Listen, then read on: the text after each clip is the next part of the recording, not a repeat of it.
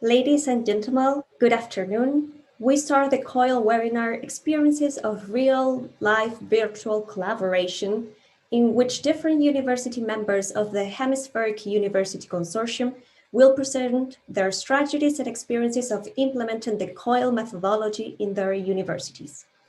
Thank you everybody for joining us today, especially those who are watching the webinar on YouTube.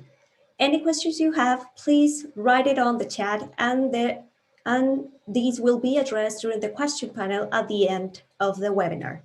In the first term, I leave with you the Vice President of International Affairs at Pontificia Universidad Católica, Mrs. Lilian Ferrer, who will give you the welcome words. Thank you, Lilian.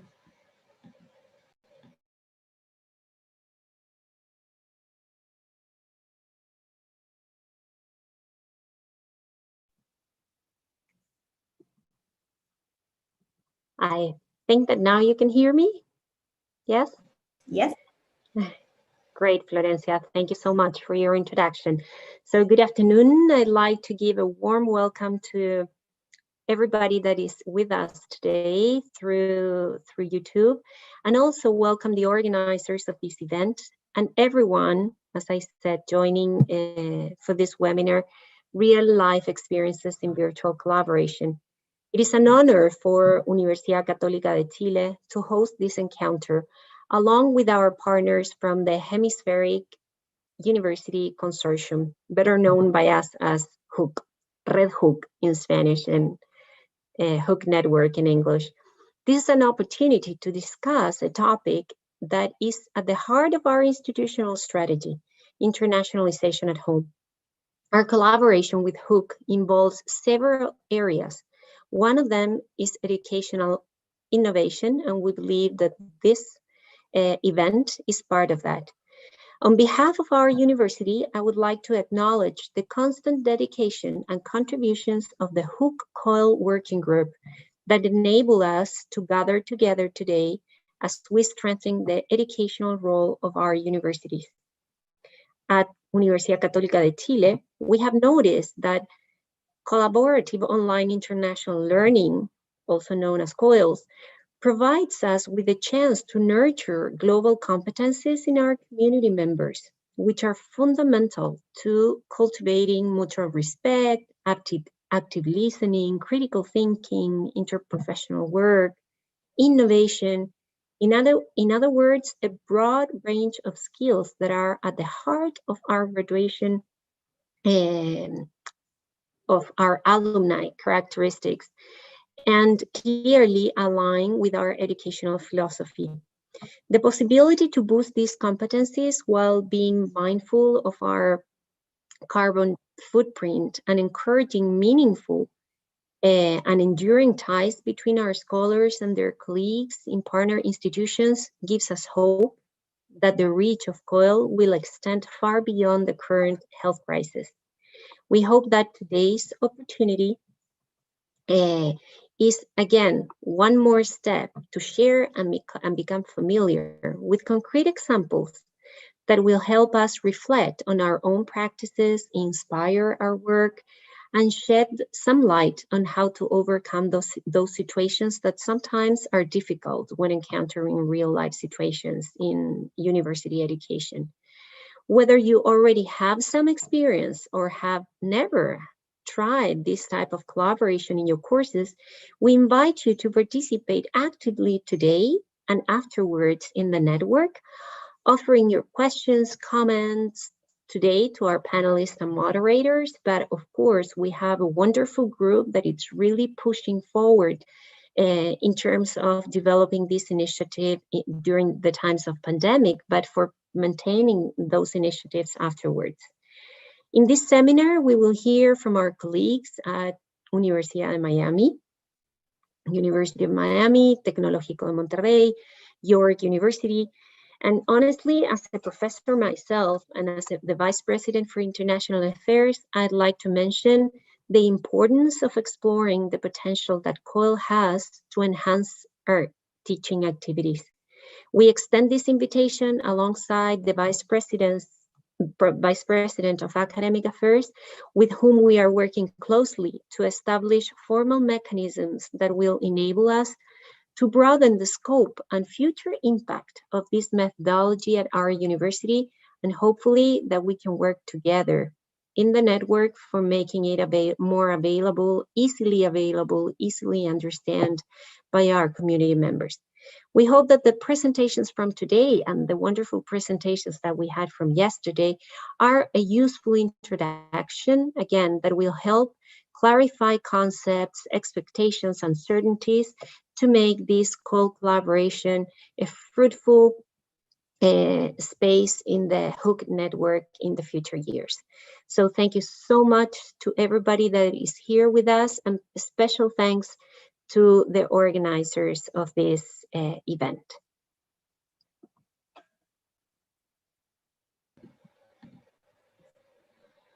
Thank you, Vice President, for your words.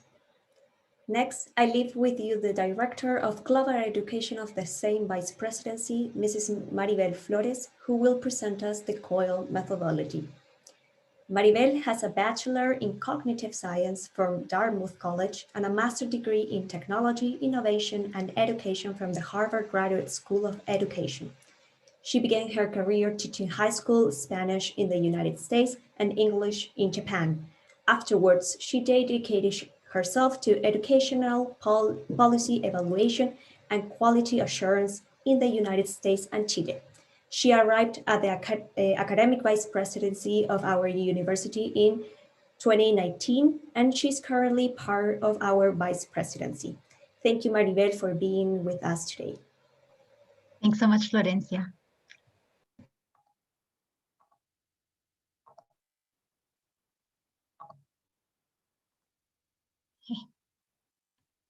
Well, good afternoon, and thanks to everyone for joining us today. And I'm very thrilled to be here with you talking about COIL, a methodology that we think is very useful, not only now, but also into the future. A bit about our university. La Universidad Católica de Chile is a large university with over 130 years of history. Our institution is private, non-for-profit, and has a strong vocation towards making a positive difference in society. Now, why do we need COIL? Well, this is very closely tied to the fact that we really do need to build those transversal soft skills, which are also known as power skills. And these are very closely tied to global competencies. Now I'm going to tell you a little bit about some information I found in recent articles and reports about the very important need that we have for this. For example, I was surprised to see this article in Forbes mentioning that we need to be able to thrive in a hybrid job economy. I realized that by hybrid jobs, they meant jobs that will require that one person encompasses skills that are usually not found in one career, very disparate skills. Like, for example, journalists that also have design skills, or doctors that also have legal skills. And they give us some tips about how are we supposed to deal with this fact, considering that you only generally study one career. Well, one tip was make the collaboration skills a priority. Next, in the Harvard Business Review, they gave advice about how to have a more diverse board. Well, this is here to tell us, the point of this is that diversity is here to stay. It will be in the workplace in many areas, in many places of the world. And it's so important for people to be able to be comfortable with expressing their ideas, and in a respectful way and in a clear way, to be able to be trusted by others and make progress with people that are very different than they are. This is a reality, and it requires these kind of intercultural abilities. In the Vox report from the European Union, a report on the action plan of the G20 countries tells us a bit about what are the key points to consider in this post-pandemic era to move forward. And one of the main points was to reap the fruits of international coordination. As we know, there are certain problems that are beyond the scope of what one country can fix on its own, and countries will also need to rely on others in order to get ahead. They predict that, in fact, international coordination will only be intensified and increased in this post-pandemic era. The report by the International Development Bank, HUC 2030, tells us about a few future scenarios for Latin America. And one of the key points of this report is that the unknowns that we have in the region, which is the resilience of our democracies, our ability to innovate, our ability to compete in a global economy that's ever more competitive, will only be solved, and also not to mention climate change, will only be able to be resolved if we apply a global perspective. The World Economic Forum tells us that the lifespan of a technical skill today is estimated to be at around 18 months. This is really short, especially when you compare that with soft skills, which are more durable skills that don't have an expiration date. These are the skills of innovation, creativity, the ability to deal with ambiguity, and also communication. As far as those hybrid jobs are concerned, these are the skills that will allow you to complement the jobs from your career in order to survive in these new types of opportunities, which are also more stable because they're less likely to be replaced by automation. The global competencies now have certain ways that you can measure them. There are certain tools that have been developed recently that help us understand how these kinds of methodologies, how these different interventions can influence the development of these skills in people. So I wanted to invite everyone today to really think about how they can measure the impact of what they're doing in their classroom and see what kind of effect that has on students. Of course, there have already been many publications, several publications about COIL, though many of them may be case studies, many of them may be more qualitative in their nature, and there's definitely plenty of room for improvement. So how does COIL foster collaboration between universities? First of all, it builds teamwork between academics from different institutions. And this is very important because it gives us an opportunity to exchange best practices, to stay up to date, and also initiate joint research, which is so important in the career of any academic. It allows for interdisciplinary projects. You don't have to be limited to do a COIL project with someone from your same career or from your same faculty. You can also work with different areas, as long as the objectives have some compatibility. It allows you to stay true to your university's philosophy and curriculum. With COIL, it's not necessary to change the curriculum or to change the objectives. The idea is to find another course that allows you to make progress on your own course's objectives. So in that sense, it's easy for professors to implement it. There's no need for institutional agreements or course recognition or transfers. It promotes active learning. This is important because we know that people retain about 90% of what they do compared to about 10% of what they read, according to some estimates. And when students are more engaged, they're going to be more enthusiastic about their work, and they'll be able to attain a deeper level of understanding of what they're doing. So in this sense, it's a good opportunity to have a more engaging experience for the students. And that in turn will lead to building more global competencies. We define COIL as virtual collaboration among students around a project or problem-solving activity in the context of two independent courses. Each professor continues teaching their very own course and includes a collaborative activity in the course. A COIL module usually lasts between 5 to 14 weeks, which can be an entire semester or part of a semester. There are a few important characteristics of the COIL module that we want to highlight. They should always start with some kind of an ice-breaking activity, getting to know you experience where the students can build trust among them. Then there's a comparative discussion and the organization of teams where you do some kind of contrasting ideas. In the third place, there you always have the project work itself and the problem solving, which is really the heart of all of this kind of collaboration. And in the fourth place, finally, it closes with a sort of metacognitive activity like presentation, reflections, conclusions that are important to seal in and really consolidate that learning. A few things to consider when choosing to create a COIL activity is plan with time and include asynchronous tools. Don't think that you have to be limited to the actual time that the other class takes place. There are so many tools on hand between forums, WhatsApps, etc., that allow important collaboration between the students outside of class.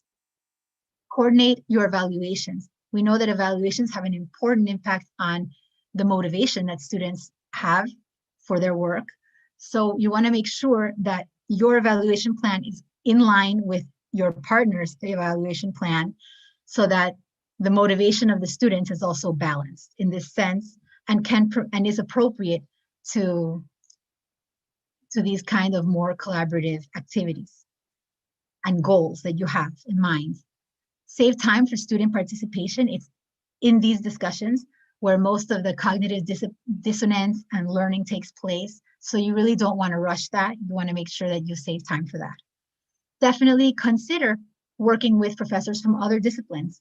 Though it might be easier at first to think, you may think of something in your same line of work at first, it may be more productive even to think of someone in a different area. For example, in English class can work together with a marketing class on an advertising campaign, or engineers can work with scientists to invent something based on a scientific principle.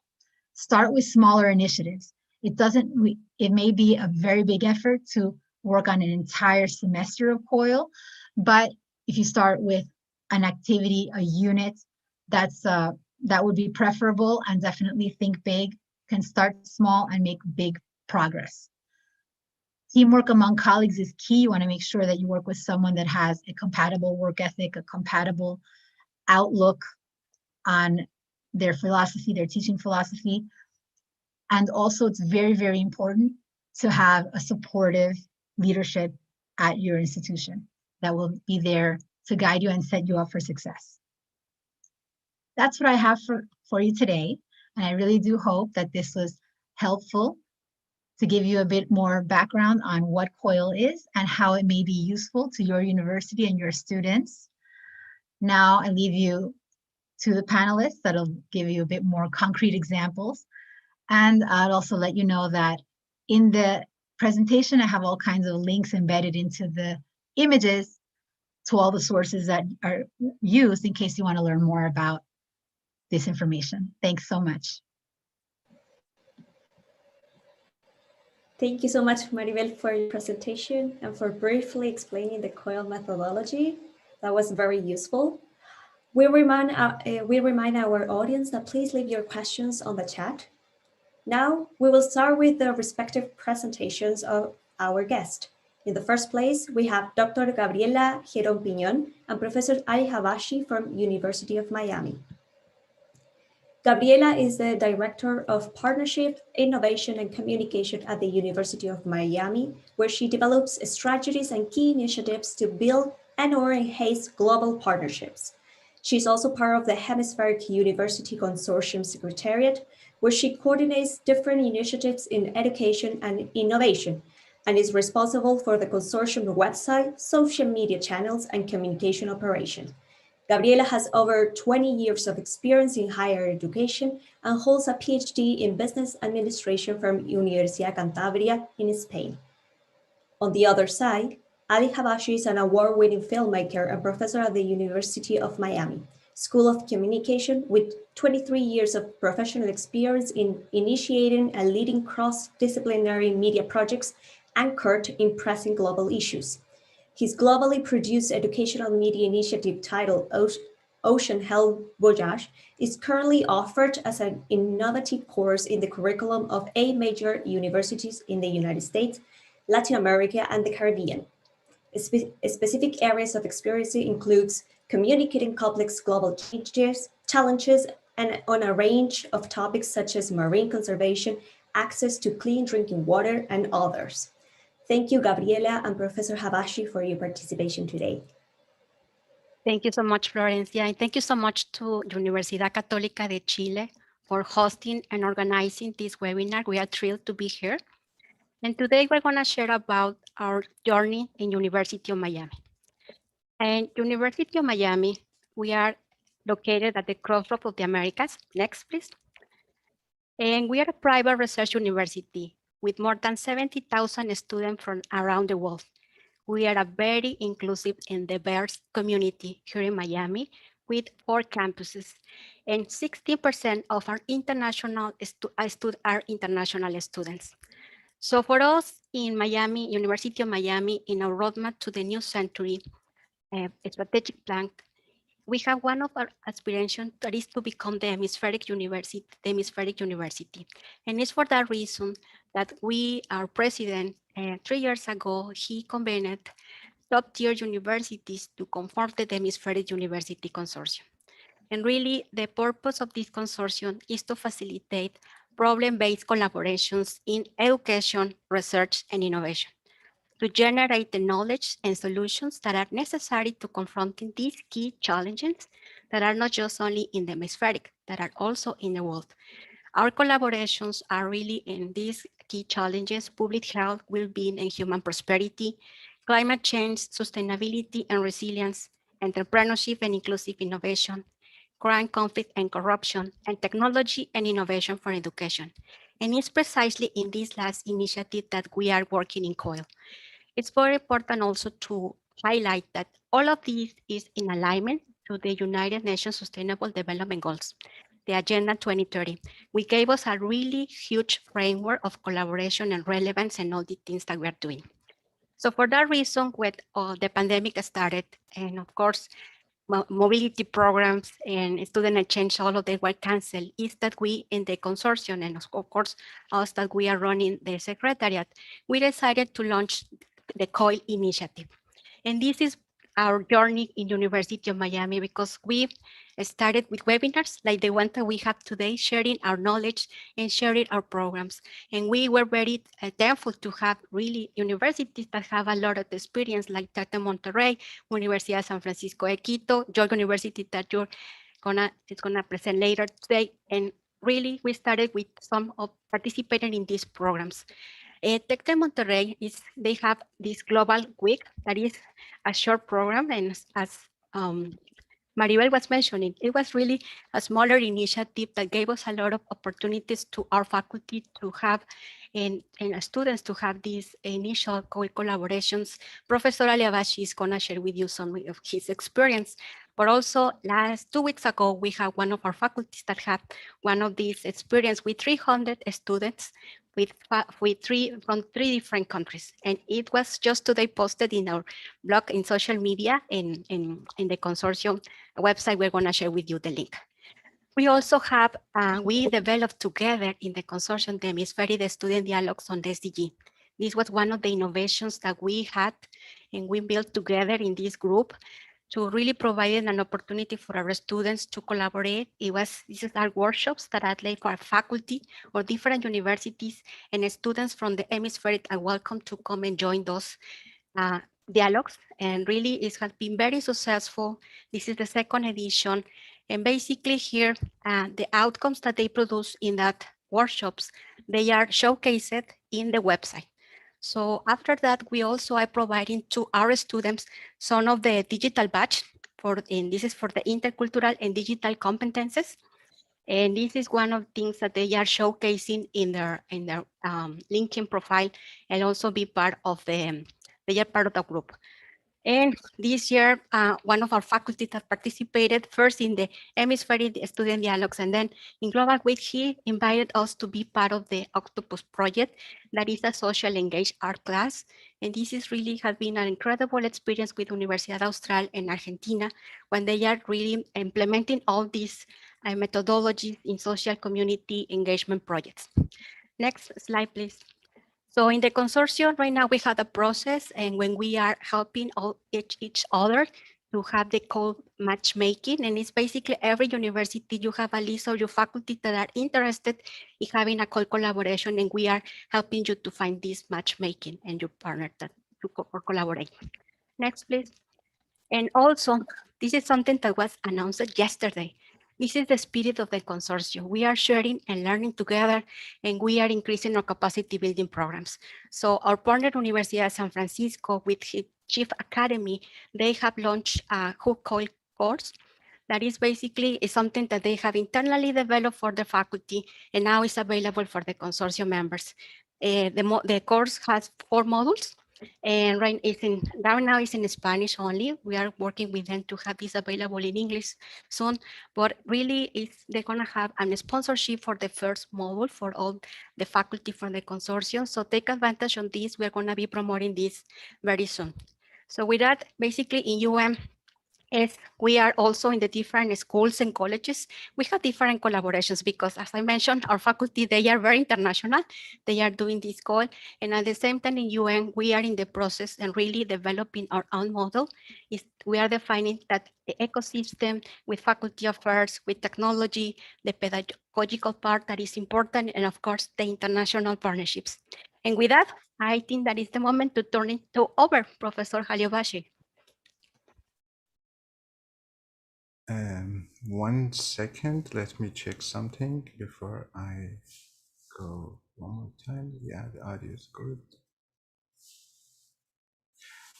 All right, thank you very much for this opportunity. I would like to start by thanking Maribel, Liliane, and Florencia for this opportunity, and all the organizers. I have been in the beautiful campus of your university a few years ago, collaborating with one of your professors, and I have very cherished memories from the time in Santiago and Valparaiso. So thank you again. So I want to take my 10 minutes and share some experiences and some of the projects that I've been involved in terms of COIL. And also, more than anything, I like to have some reflections and some questions. I don't have the answers of all those questions, but I think it might be helpful to focus on some of those questions in terms of how we can improve some of the activities that we have when they're framed through COIL. So as Maribel mentioned, when you set up a COIL session with other universities in different regions of the world, usually this is the sort of format for activities that we're looking for. We look for icebreaker activity, we look for maybe a joint lecture of professors on both sides, or at least setting up the discussion. And then we have this problem-based collaborative activity. That's the area that I want to focus today. That's the area more so than anything else that I want to expand and question. And then we have evaluation and reflection. So the first experience I had in this area was actually through, let me say that too very quickly, that the stated outcomes of COIL, they are contributing to internationalization of campus for 90% of students, often that they don't get the opportunity to go study abroad, and contributing to intercultural competency. I want to focus on that too, because I had some COIL experiences with China, and I think there were some good experiences when the cultural experience that you give to your students are very different from what they have had themselves. And also it's argued that it can help with the student air travel and reducing the carbon footprint. But the first experience that we had was actually through kind help and initiation by Tech de Monterrey. They have their Global Week, they had their COIL sessions, and I'm co-teaching a course called Global Issues and Filmmaking with my co-instructor, Professor Molikova. And this course, we collaborated with 2 professors that you see their names from Tech de Monterrey. And 3 of them, their background is international studies. I'm the one with the communication background. So something to consider, as Maribel said, that whether the professors, they should have complementary background or the same. I think there are merits for each, but definitely something to consider before and see what is the best approach for that specific session that you may want to run. So we put the students together. We had about 50 students from both sides coming together. Again, another consideration is important to think how many students you want to have on both sessions, on both sides. You don't want to make it too big, you don't want to make it too small. And we decided to work on an issue, really important decision, that after we had our lectures, after we had all the activities, what is it that we want them to discuss about? And then we decided to work on access and healthcare in the United States and Mexico. And why is that? Because the different approach to healthcare in 2 countries. In Mexico, healthcare is a human right. In US, it is not. And it's more of a privilege. And there are pros and cons for each system. So we went actually through some of those things, through some of the discussions. And we had our students. Oh, there was another reason we did that, because President of our university, Dr. Frank, he was the Minister of the Health of Mexico from 2000 to 2006. And he was the main person who was kind of driving and bringing that universal healthcare mentality to Mexico and make it a human right in that period of the time that he was the minister. So we thought this is a good idea. It could be a source of a good discussion. We had students coming together. We had lectures and activities, and then 3 questions. This is the last questions that students they had to work on. Okay, after all that, do you think healthcare, with all the pros and cons that you hear, is a human right or is a privilege? We put the students in breakout rooms, and we had 6 breakout rooms, 6 or 7, and they kind of from both sides, and they shared their views, and we eventually had this Padlet, this virtual space for them to share, and we had reflections on what they thought about the pros and cons of each side of this argument. What was, for me, it was really eye-opening. It was that this is a great experience, and we had a good decision. We made a good decision about the topic, but it finished, and that was it. And when you think about COIL, you want this, as Maribel said, this 4 to 10 week, maybe semester-long activity, collaborative, discussion-based, problem-based activities cannot finish in one session. And I see around the world a lot of COIL sessions that they put professors together and they have something wonderful, but it's just one session. So that problem-based activity is really the key. So what I want to share with you is how after that experience, I created another COIL activity with Fudan University in China. And we try to work on a completely different area. I'm teaching filmmaking, narrative filmmaking in my university. So we decided, what if we have our students after our COIL session actually make films together? And that's a pretty challenging thing to do for 2 universities so far apart from each other. And especially in terms of what is involved in the production. You need cameras, lights, you need cinematographers, you need writers, you need art directors, sound recorder, editing, post-production, who is going to do what. So it was pretty challenging. So I have a little video which describes this collaboration. So let's go through it and you can kind of see how it turned out. We created a collaboration between 2 universities. My university, University of Miami, and Fudan University in Shanghai. Fudan, my understanding, is the 3rd most distinguished and major university in China. We had joint lecture with real-time translation, all in Zoom. So their professor gave us a lecture about legendary Chinese filmmaker. His name is King Hu. And then I had a lecture about legendary American filmmaker, Terrence Malick. And I told them, what if we still make a film and we make the film in 2 countries? What if we shoot in China? We brought students together through Zoom. They wrote the script together between Miami and Shanghai. They did the casting, locations, all in China, back to Miami for decision making. Producer, director, art director in Miami, director of photography, cinematographer in Shanghai. They communicated all the pre-production aspects, casting, locations, art direction. Storyboard was developed, changed a couple of times because of the location and pandemic situations, actors recast. And then on the day of the shoot, everything was streamed live from a professional red camera to an iPad, to Zoom, to our students in Miami. And our students in Miami, they saw everything live. And now add to that the challenge that there are 12 hours and sometimes 13 hours time difference.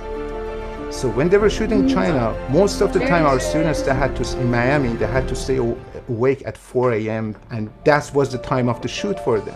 And imagine this, our students in Miami, now in their resume, they have a film that was produced and shot in China. How many students in the United States, they can say that? And I can't tell you enough how much students from US, they learned about Chinese culture, their poetry, their painting. They learned about locations. My students right now, they know the streets of Shanghai and surrounding of Shanghai because when they were finding locations and casting, they went to all these locations, tried to find this street, this bridge, this river. They filmed the boat in a river. So all of my students, they know the city right now. To me, as an educator and a filmmaker, the key is creating collaborative opportunities for them to work for semester-long projects. We need to give them a problem, in our case is a film. A problem-based, semester-long collaboration. And that's where the transformation happens. That's the global experience an academic institution like University of Miami or Fudan University owes it to their students. So in terms of, I want to show you the final product of this project was like a 20-minute film. Clearly, I cannot show that, but I'm going to show you a trailer of that.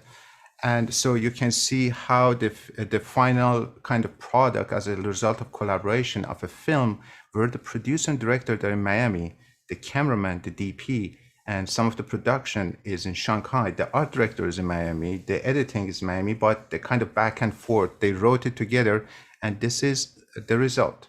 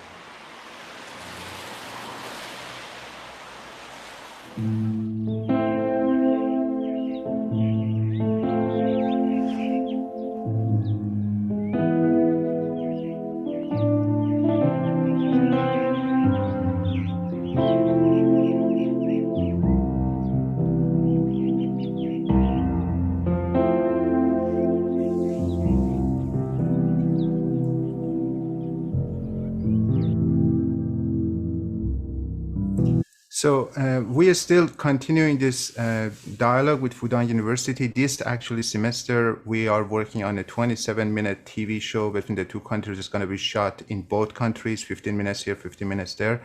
And we have a much larger production team on both sides. We raised money for it. So we are going for a much bigger project because this was a proof of concept that we can actually make films internationally with another university. But what I want to bring it back to the COIL is this, that there are some next steps that we have to consider if we want this to survive as we go back to the kind of a sense of normalcy back after COVID, hopefully. We have to find incentives. We need incentives for students.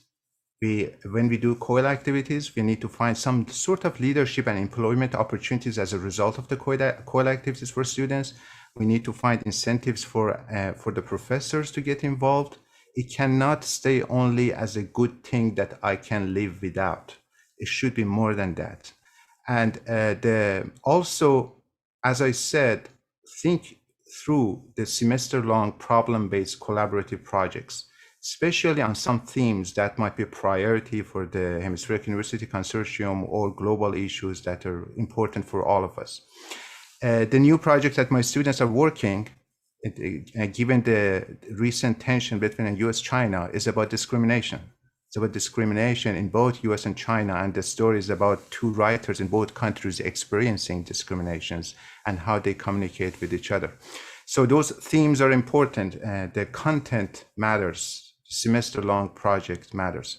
So that was my presentation, and thank you again for this opportunity to share some of our work with you. Thank you, Gabriela and Professor, for that presentation. I have to say, I am completely amazed with the production you just showed, Professor Ali. That's an incredible work as the result we can get with these collaborations. Thank you. Now we have our second guest, Giselle Morales from Tec de Monterrey, who will present us Global Learning by Tec de Monterrey. Giselle holds a master's degree in marketing. She joined Tecnológico de Monterrey since 2008, collaborated in different areas of online education. She's currently at the Online International Program Coordinator. No, she's currently the Online International Program Coordinator, at the Vice Rectory for International Affairs. She's responsible for the Global Classroom Initiative as part of the Global Learning Institutional Strategy focused on generating international experience for students through a digital environment. Giselle, thank you for joining us today and for introducing us the Global Classroom Strategy. We give you the word. Thank you, Florencia, and thank you everyone for the invitation. I'm very happy to be here today. And let me share my screen.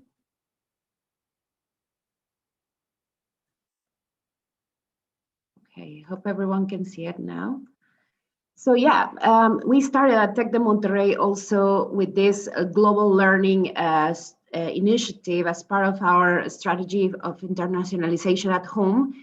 And this is the main goals that we had when we started to think about how COIL could fit in the strategy of our Vice Director of International Affairs.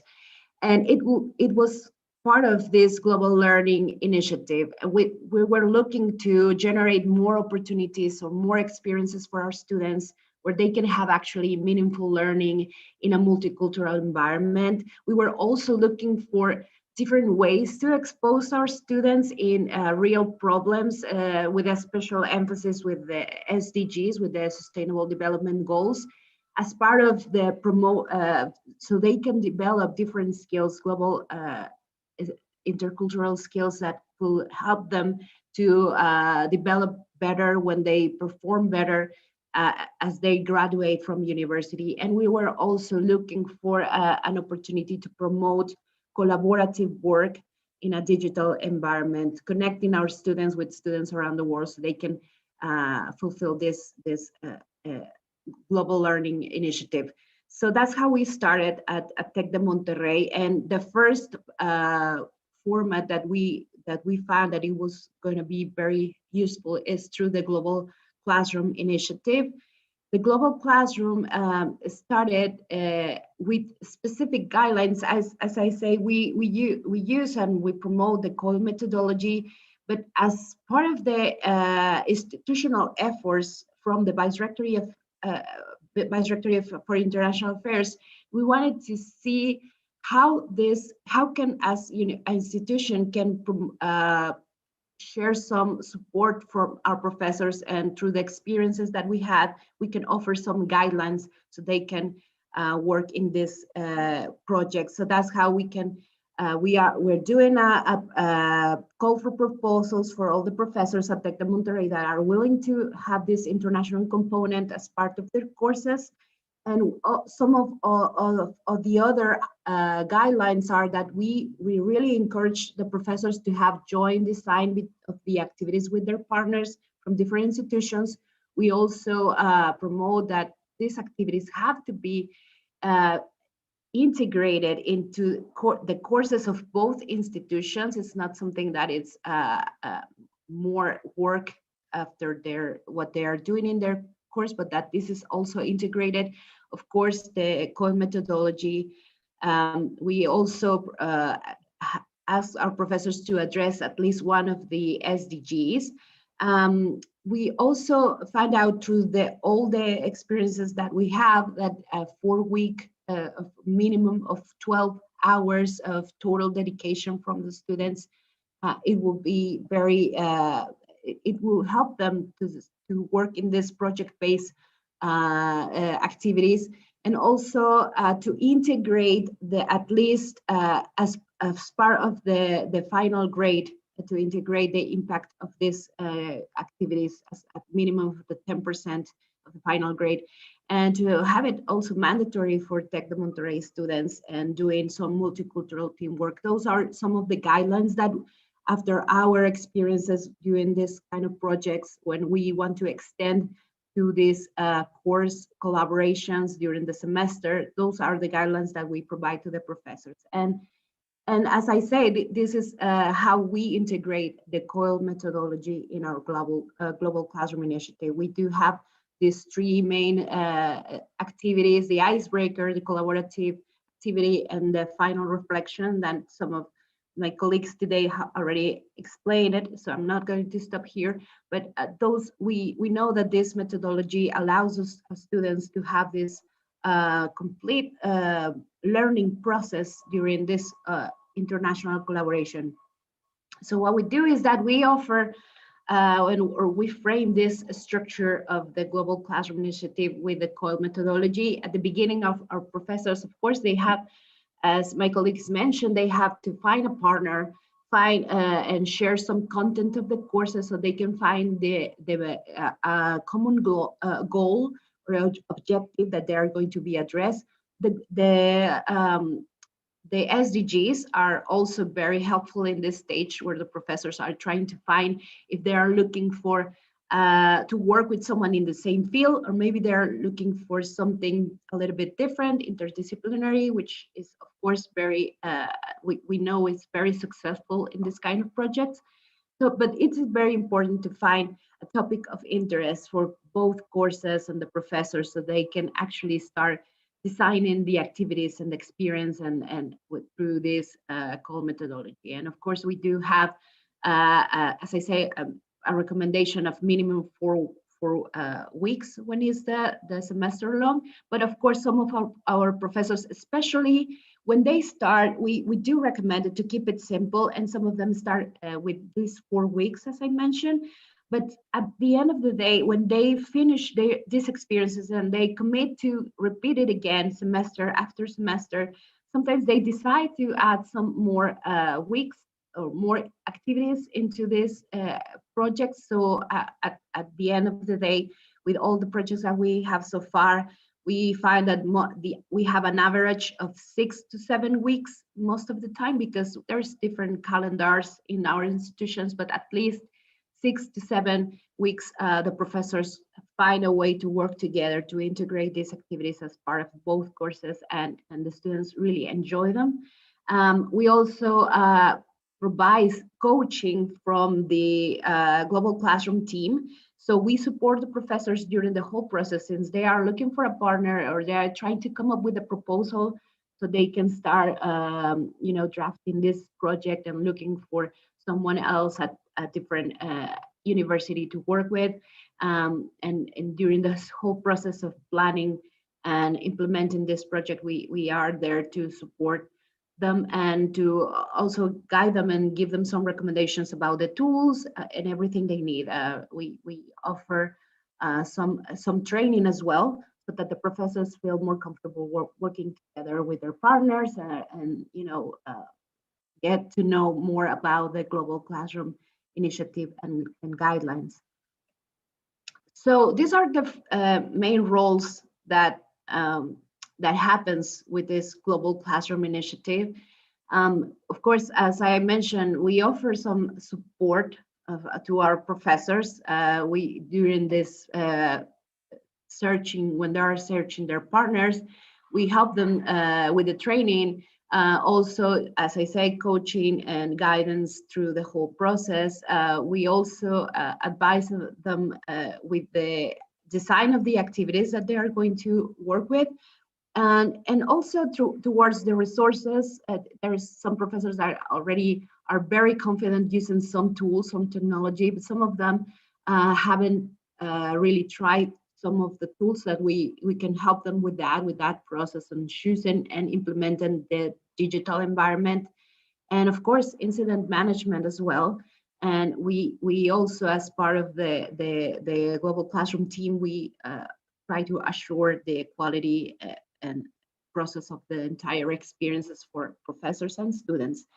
And for the professors, of course, they have to work together with their partner, as I say, to find the common objective to determine, select how many weeks is going to have this experience, the methodology, the tools are they going to use, what kind of project, everything. Even they have to find a common evaluation plan so that all the students are working together and with the same evaluation rubric. Also, they have to select the tools, even to work with the partners and to find out the most basic information, the deadlines and delivery methods and what kind of products the students are going to deliver. Everything, it's the professors. They do it with our guidance, but of course the professors, they are doing in charge of this part. They have to monitor the students and interaction and endorse the completion of the experience. And of course, the students need to, their role is pretty much to work with their partners, enjoy the process when they're working with their international colleagues and participate in all these activities and help their team members to develop those activities that they'll be working with. So these are the stages of a global classroom. This is something that is very important that we talk about the professors in the beginning when they are trying to figure out if they should work, if they have the time to work in this kind of projects. We try to explain that this is three stages pretty much. After they find their partner, they need to start changing this information, the objectives, generation of the agreements of all these activities, calendars, everything that I mentioned before. And for this, it depends on the professor, but most of the time it takes like 3 to 5 Zoom calls. It's not too much, I think, for the professors, because they get to know each other. They are starting exchanging this information and come up with the agreements. And also during the stage of the implementation, of course, they still have to be very in touch with their partners because they are monitoring the students' progress during the entire experience and all the activities. And just to make sure everything is okay, if there's an incident, so they can address that situation on time so that the students get a very good experience in this project. And also, of course, the evaluation of the activities. So sometimes they do it together, they decide how to do it. And at the end, it's pretty much like the students. We also have like our reflection component in this stages of a global classroom. We strongly encourage the professors to have like a special meeting to have feedback. We send the students an opinion survey. So with all the information and all the feedback that students provide us, we have this meeting with the professors, and we just pretty much talk about the lessons learned during the experience. And so how can we prove it? If we do it again, what could we do? And how can we change it? What did students enjoy the most? Most of the time, the students, what they really enjoy the most is, of course, the interaction with the team members. Sometimes at the beginning start a little bit shy, but at the end of the experience, they just wish it lasts longer because they really have a connection with their partners around the world, and they just enjoy very much to work with them and learn and exchange information about their cultures and everything. So, and of course, there is the evaluation of the experience by the professors, and we also offer incentives for the professors and the students. For the students, this Global Classroom Initiative, we offer a digital badge that pretty much try to have an evidence for the students that they were participate in these activities, developing different skills, and it's something that it's an incentive so that the students really commit with their team members and to work during all these activities. And for the professors as well, I know it might be not very clear in this image, but we offer like this evidence of participation for professors at Tec de Monterrey and also international professors, and we pretty much want to recognize their work during this whole process and their dedication to this Global Classroom Initiative. So I think it's something that the professors, they do it, they enjoy it very much, also the students, but it's very great for them at the end to end up with having this incentive to complete or to have this evidence of this activity. So this is how it started not too long ago. I mean, there is many professors who have done COIL at Tec probably from a long time ago, but as an institutional strategy, we started around 2018 with a couple of pilots. And in 2019, as you can see, there's, sorry, that is in Spanish.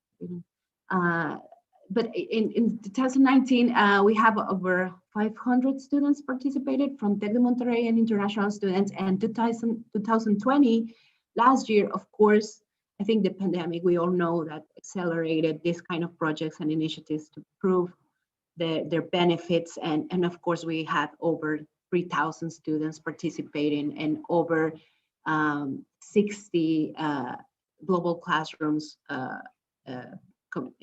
projects. So we, as you can see also, we have projects going on from the different schools, from architecture, from engineering, science, humanities, education, medicine, business, of course. And there we have been having students from very different countries. And so we have a lot of very good experiences from all our professors and our students. So just for the end of my presentation, I have a video. It might be a little bit too long, so I might just show a little bit at the end so you can hear from our professors, the ones that have already dedicated time for this kind of projects. They are very enthusiastic and very willing to do it again. So I guess it's good for everyone to hear what they have to say. So I'm just gonna jump.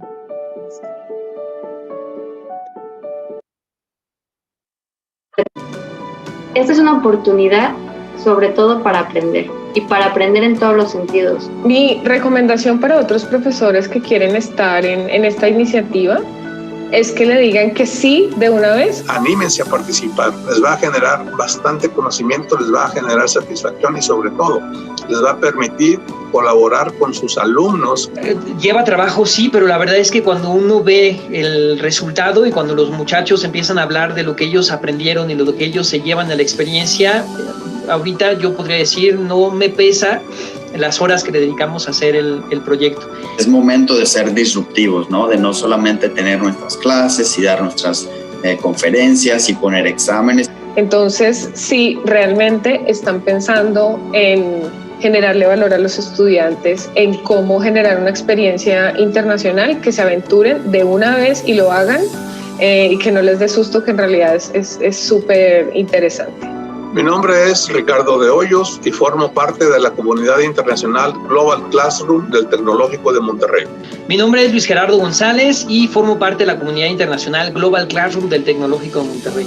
Mi nombre es Marcela Rivera y formo parte de la comunidad internacional Global Classroom del Tecnológico de Monterrey. Mi nombre es Rogelio Leal y formo parte de la comunidad internacional Global Classroom del Tecnológico de Monterrey.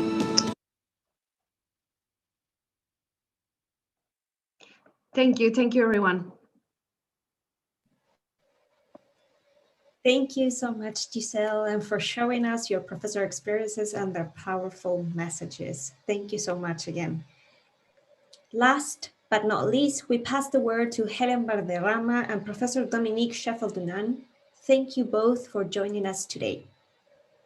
On the one hand, we have Helen Valderrama. She has 20 years of experience in the field of international education championing programs and partnerships in Africa, Asia, Europe, and the Americas through her work with UNESCO, the Asia-Europe Foundation, and the university sector in Canada.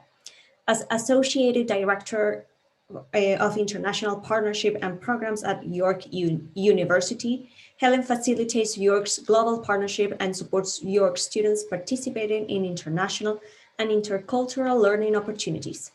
Helen has a BA Bachelor in Philosophy at the University of the Philippines and a Master in Public Administration from the prestigious School of Public Policy at the National University of Singapore. On the other hand, we have Professor Dominique, who is a linguistic in French studies at York University. Her research in psycholinguistics, sociolinguistic conversations, media and language system, natural, artistic, and computational shaped her current work on critical pedagogies with a focus on student-centered learning and open pedagogy in intercultural environments. Measuring the impact of computation and digitality on education encouraged her to co-lead the French as a second language hub to mobilize, accelerate, and engage various stakeholders to transform the field with a focus on inclusion. Thank you, Helen and Professor Dominic, for your presentation. Now you have the word. Thank you so much. First of all, I would like to thank our colleagues from HUC Chile and from the Hemispheric University Consortium for inviting York University. Dominic and I are very grateful for this opportunity to share with you the learnings that we have discovered for the first year of our GNL. And again, thank you to Maribel, to Florencia, and to Lillian for inviting us. Dominique, I'm going to pass it over to you. So I'll join Ellen in saying thank you to all of the organizers and to some of the colleagues that I have been having the enjoyment to watch the video as well, Giselle, because I have discovered HUC, as you say, or HUC, the way you want to pronounce it, HUC in French, this fall, and it has been an amazing journey to work with these colleagues. I'll start first to talk about the University York in Toronto, because it has an impact on the way we try to scale globally network learning and even on the name. So as you can see, it's the third largest university in Canada. It has 200 plus programs, 5,000 courses. But what I would like to really stress, because I know you can all read the slide, is the 55,000 students and coming from 180 countries. And even in smaller, I would say, liberal arts faculty, like the bilingual faculty Glendon, where there is about 3,000 students, 110 languages are spoken on campus. And this is what really triggered our journey towards globally network learning at York. It has been actually a barrier and at the same time something that favor the development of globally networked learning. So first of all, I will mention as well the name. It comes from a Canadian who was a key speaker at COIL, SUNY COIL conferences in 2010. And her name is Doreen Stark-Meyering, and she wrote a book with Melanie Wilson called Designing Globally Networked Learning Environment, Visionary Partnerships, Policies and Pedagogies to Prepare Students for Global Work and Citizenship in 2008. So she was really solicited by the to talk about a vision. And the question she was always asking is, so what would higher education look like in a globally networked world? And because she's Canadian, and unfortunately she passed away in July 2019, we strongly believed that we could use the term globally networked learning environments because it really reflects Canada. Canada likes the consensus. We don't want to, I would say, decide on a pedagogy or on a pathway without getting the others involved in the discussion and to move forward. And I think it represents what GNL and GNLEs mean at York. After the project was launched in 2015 as a what we call academic innovation fund, as we were trying to support the project called Borderless Higher Education for Refugees at York with Professor Don Depot and Winona Gillis, who was an anthropologist. We were trying to figure out how we can engage learners and instructors, particularly in learning environments which are considered as marginalized, such are like the refugee camps. So that's where we started attending the COIL conference and really understanding what the pedagogy was in terms of collaboration and enhancing, I would say, the 21st century skills, as we heard today, or global competencies. Now, as I mentioned, we did 3 years and we actually applied for numerous AIF funds, the second one being to be student-centered and have students develop, I would say, open educational resources to support GNL at York. The main barrier was the fact that at the higher administration or even within classroom, the sensation was that we had the world in our classroom in Toronto. So we didn't really need to internationalize the curriculum. So that was a main barrier for us to move forward. The second barrier was that a lot of students were going on mobility exchanges and you're abroad, and there was lots of summer courses organized. Now, what was missing is that not all of the students were going, and particularly some of the students from the minorities. So come the pandemic, and what happens is that there is no more barriers regarding online or remote learning by some of our instructors. And on top of that, we realized that we need to experiment with that virtual mobility.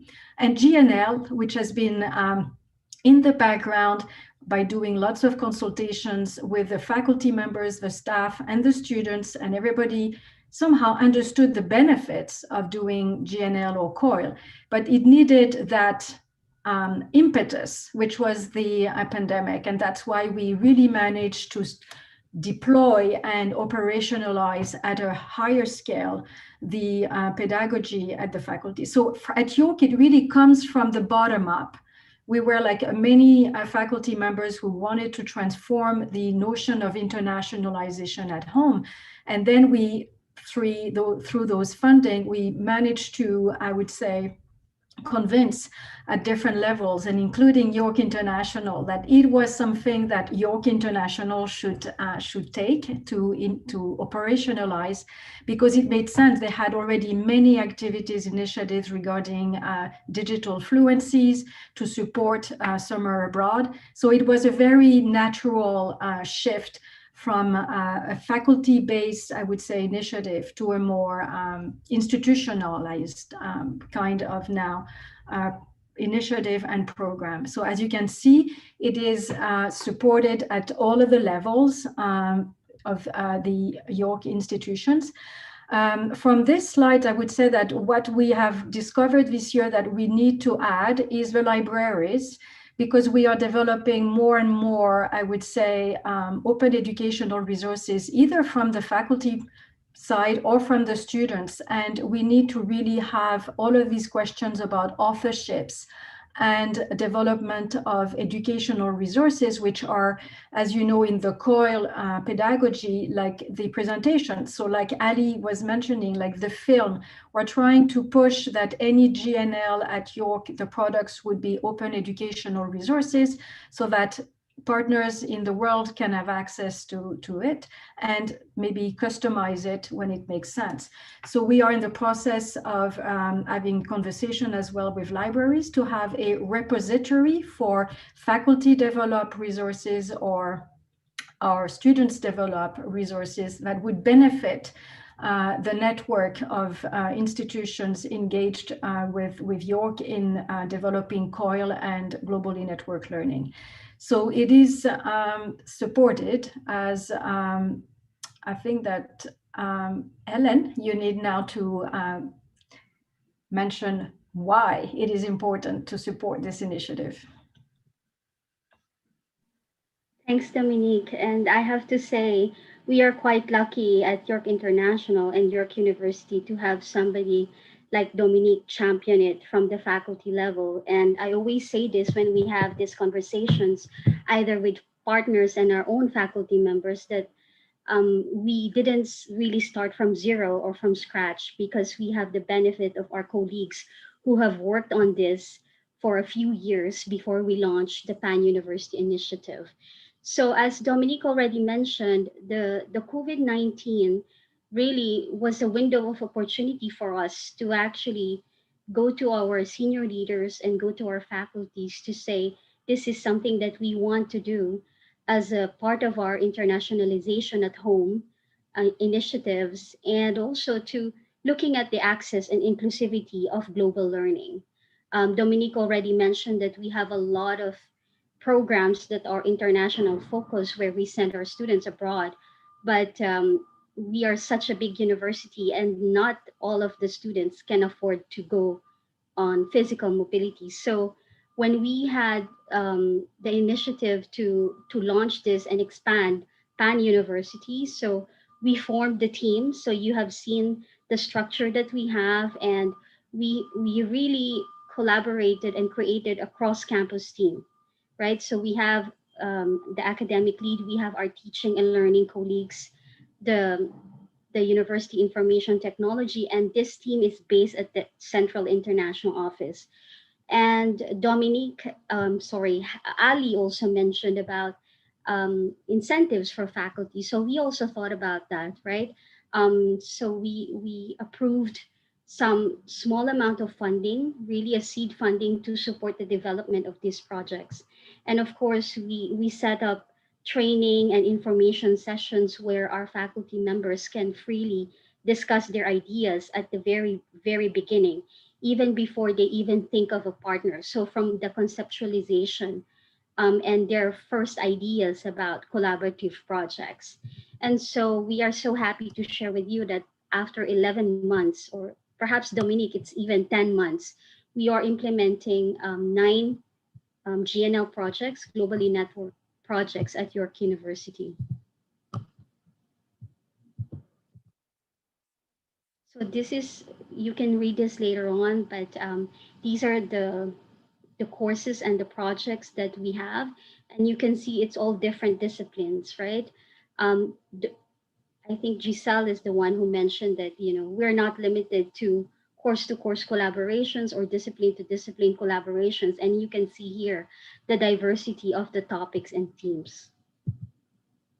And I think since we wanted to share with you our learnings, I want to share one of our faculty members from the Global Health Program, Dr. Mathieu Poirier, who actually collaborated with a university in Germany. And then as a third partner who came around the middle of the conversations, they also have Romania join their program or their GNL project. All right, thanks for having me. Happy to share my experience, which was a very positive one. My GNLA was centered on a course I teach called Global Health Policy, Power and Politics. And it actually started maybe a year before I actually started the GNLE. And it was a realization among colleagues at the University of Fulda in Germany and ourselves that global health policy is a very new field that is not taught that often and even less frequently at the undergraduate level.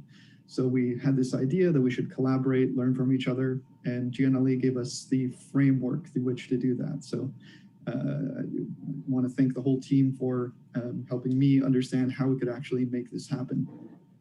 So we also brought in a second university, the Babeș-Bolyai University out of Cluj, Romania. So that made it a 3-country partnership. And we started by co-designing course learning outcomes which was really helpful for us as instructors because, again, there's not really an agreed upon curriculum or learning outcomes for global health policy. We're really defining it as we go.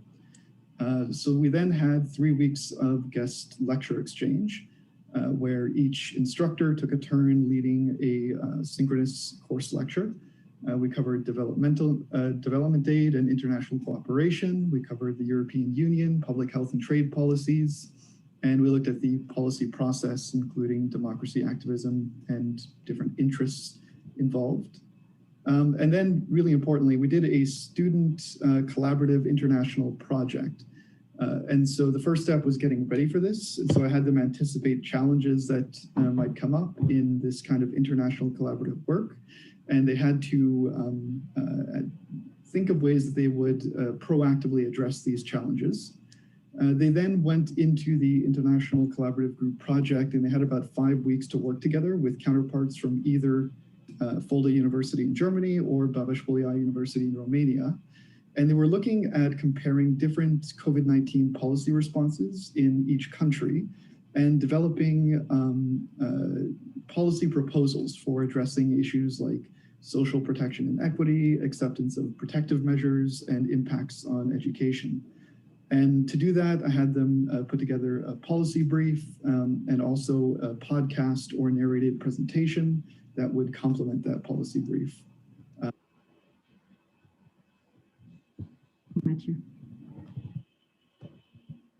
So since our colleague Giselle from Tec de Monterrey actually talked extensively about the model of the global classroom, I'm just going to mention that we actually have one of our faculty members work with Tec de Monterrey and Universidad San Francisco de Quito on refugee and migration. So their course is called International Refugee Protection Regimes. And we will be sharing this slide later on, so you will have the chance to look at their program as well. Dominique, over to you. Thank you, Ellen. So to really focus and explain how it developed at York, I would say that the first observation was that we needed to support practices that were already existing. So for example, Mathieu Perrier had already started conversation, so we needed to just support and giving the framework and the visibility as well. But there are other examples that happened this year, like it could be fourth-year students developing a journal with Germany. So there was another project where it was more research focused. So that was really our approach, I would say, for succeeding in scaling GNL. First, observe practices of our faculty members and of our students as well. And then move into identifying what kind of institutional support almost every different case of GNLE would require. So that's where we distinguish, I guess, a little bit ourselves from COIL, like it's somehow more iterative and evolutive in terms of it's not classroom to classroom. We're looking at what are the practices that some of our instructors have been trying to implement for many years, but didn't have the framework to do it.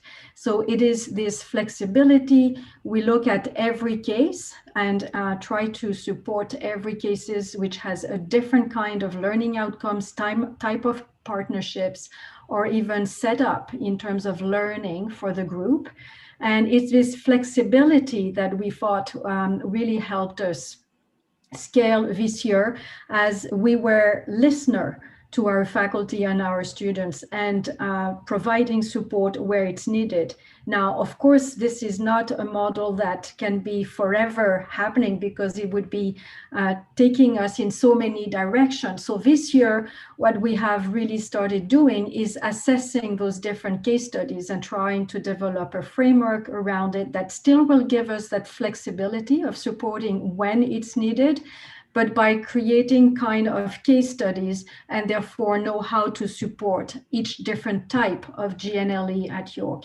And of course, it takes strong partnership, as Mathieu Perrier said, and it seems like when instructors already have partnerships, then it was not as demanding on our staff to really support it, but at the same time, knowing what a COIL or a GNLE requires, for those who did not have already partnership, we could tell them that they could experiment in a variety of environments to make them feel that they could go ahead and try doing a GNL. And then we would be talking about this with the different international partners that York University has, and really try to do a fit with the demand from both sides, the international partners and from our own faculty members.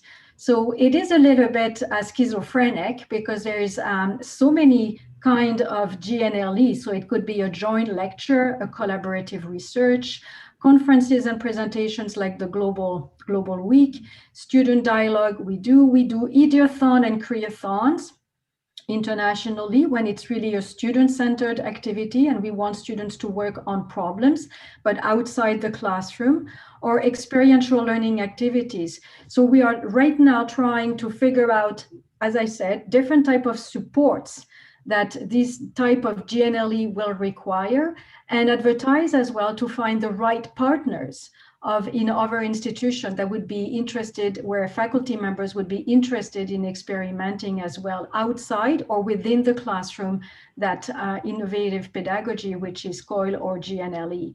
In terms of projects and presentation, there is already, as you can see, a big variety of outcome or outputs, research papers, case competitions, discussion boards, collaborative documentaries, policy brief, informational posters, signs and digital graphics, and global mapping tools. Some of them are, as I said, students who thought that actually to do GNLE around the world, we needed actually maps, which are kind of inventories and can serve as where we can deposit either the projects by each class or a kind of repository around different themes. So these are initiatives as well that comes from the students, which we think is very important because they were strong advocates for us to implement GNLE at York.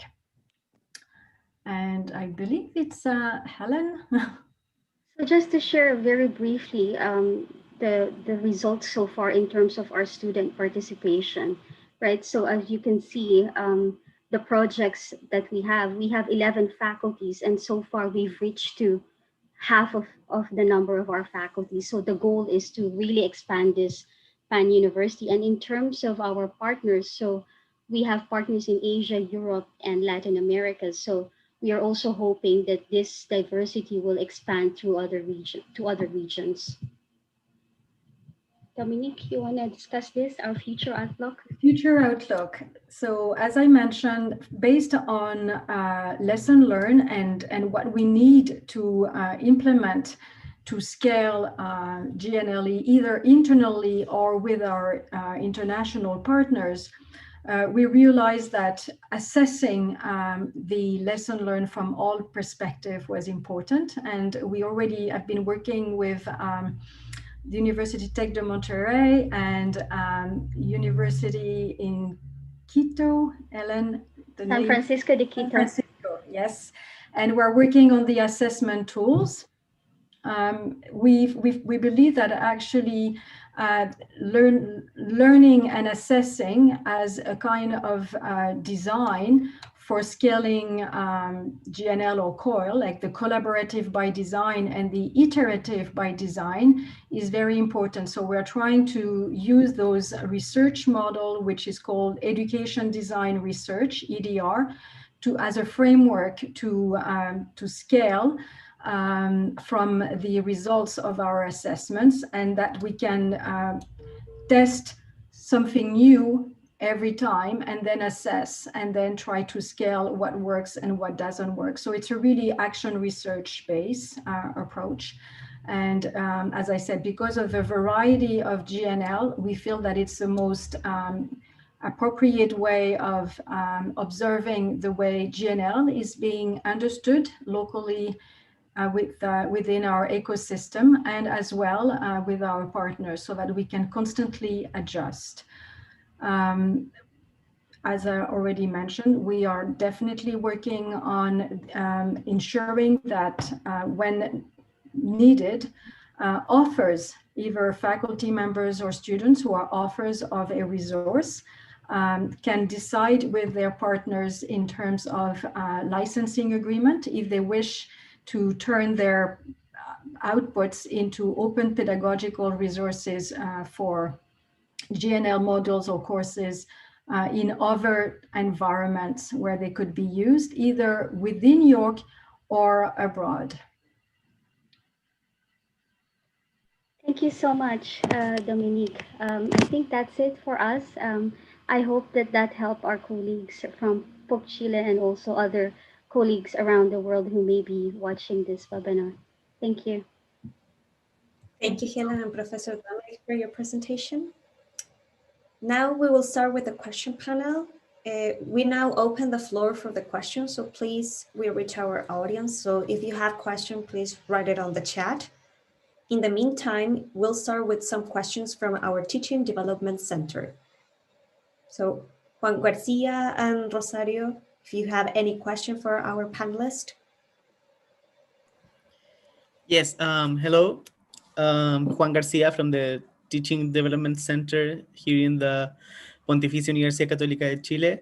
First of all, thanks all of you for your presentations. Your experiences are amazing, and I'm so glad that we're starting the path for doing this here in Chile. I already know some experiences, and I only want to do more. I wanted to ask, because Maribel emphasized at first the importance of these new skills required for the 21st century and these new hybrid jobs. In your experiences, do you have these kind of skills considered in your learning outcomes? Do you have any guidelines on how to assess these kind of skills?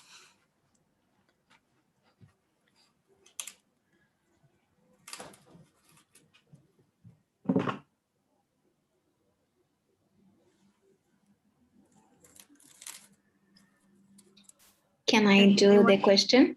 Yes? Or I wait for the responses? Anyone can answer Juan Garcia's question? Or no? Giselle? At the Monterrey, we do have some guidelines from the Global Classroom Initiative, like for example the teamwork competency, also for example diversity, the use of technology. Those are some of the main competencies or skills that we're trying to develop transversally from different projects. It doesn't matter if it's from health school or business, but of course, every professors, when we have those first conversations with professors, we strongly encourage them to share those skills or competencies that they are trying to address in their courses and find the similar competencies or the common competencies that both courses or even more courses, because we sometimes we talk about course to course, but there's projects where there are 3 institutions or 4 courses integrated in this global classroom. So I think it's as we are talking about a common goal, I think it's very important to talk about those common skills that we're looking for to develop, and that will make easier for them to come up with the activity that will support those skills. Dominic, yes, do you want to add something? If I may add something, for me, the ha-ha moment was when in 2015, I realized that all of the ministry in the world were actually rolling 21st century skills from elementary level and secondary level. And my question was, what are we doing at post-secondary level for those generations that are going to be trained? Because PISA, who is, evaluating mathematics and other type of skills, integrated in 2015, assessing global competencies and 21st century skills. And I thought, like, if we do not find a way of pushing for the at least understanding of how we can give those skills to post-secondary students now. What are we going to do with those students who are already trained at the elementary and secondary level and we're not ready? So I think that for me, that was the aha moment. PISA is actually developing major tool around the world to assess those competencies before post-secondary. I think we really need to be ready to do it as well. So that's what triggered for me the global network learning as well. And from our side, Juan, it also shared that we are already in contact with the consortium. That's the beauty of the consortium with Darla Dertov, that she's one of the really leaders in all these assessing intercultural competences. She's going to be joining one of our sessions of this core group, and there are some available and research, and there is something that she mentioned, I remember in the GNL conference in your university, right? That is something that is always under development and it's evolving every day. So I think that we can share some of the research and tools and guidance that they are available in the consortium.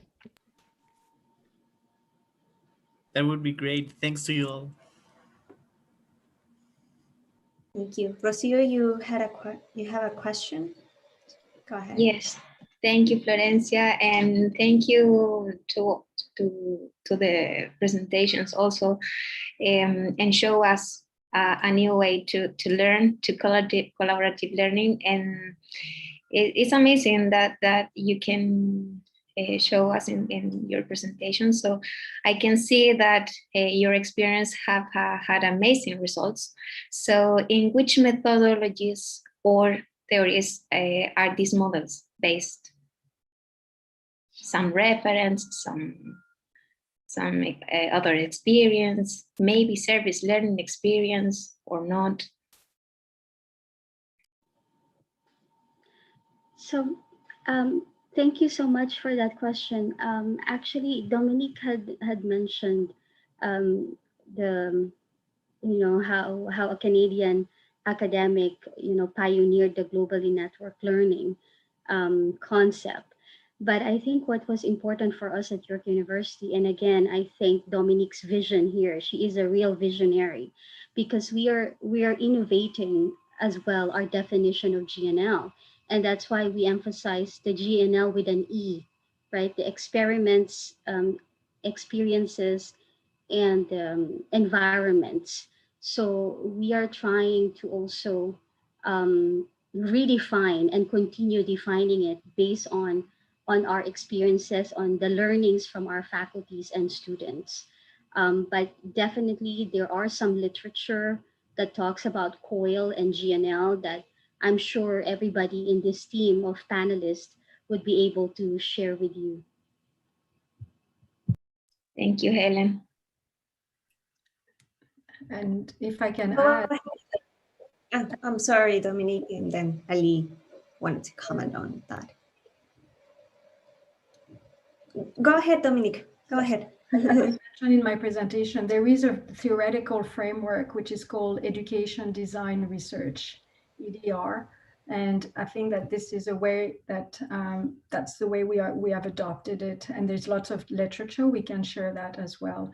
It's a little bit different from a research action because it's really, I guess, based a little bit on engineering. So it's iterative and collaborative, and it is integrating those 21st century skills, which are digital literacy, communication, and critical thinking. So you're constantly observing and iterating, but in small spaces. Like you don't make big leaps. You learn from small steps.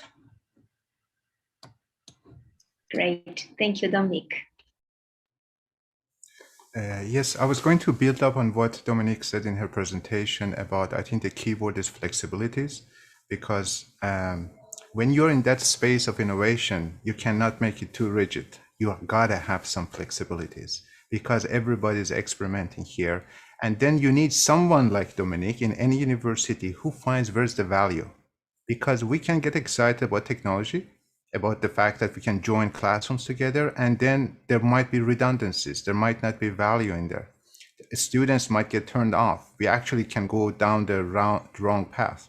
But at some point, there gotta be in any university like a group of people that see whether in that proposal there is value added to that student experience.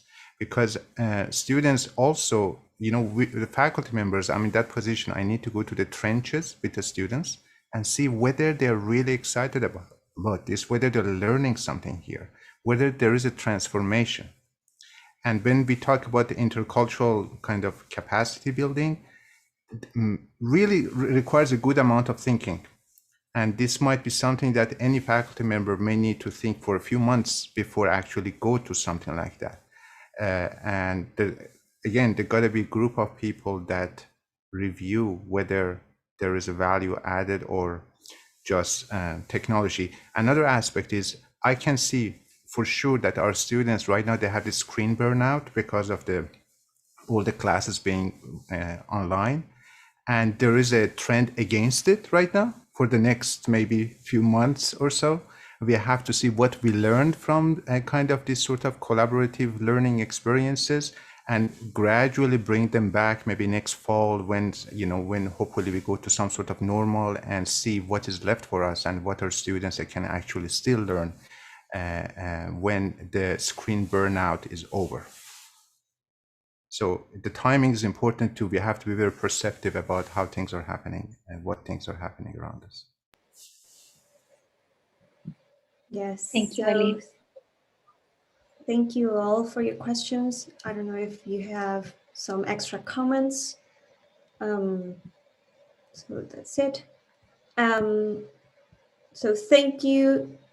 Thank you all for your questions. To close our webinar, I would like to personally thank the participants, Gabriela, Professor Ali, Giselle, Helen, and Professor Dominic for their time and dedication. Also our teaching academic center for being with us today. Taking the words of our Vice President, Mrs. Lilian Ferrer, these activities invite us to participate in enriching collaborative spaces which in these times of health crisis are necessary to tighten the existing collaborations we have.